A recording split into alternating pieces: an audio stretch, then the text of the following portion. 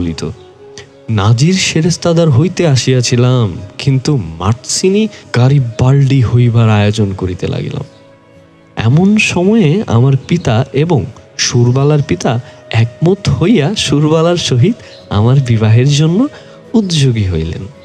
আমি 15 বৎসর বয়সের সময় কলকাতায় পালাইয়া আসি।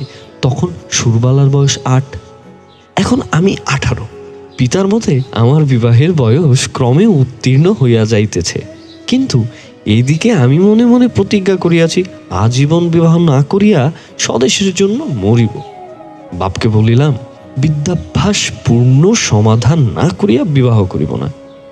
2-4 মাসের মধ্যে খবর পাইলাম উকিল রামলোচন বাবুর সহিত সুরবালার বিবাহ হইয়া গিয়াছে।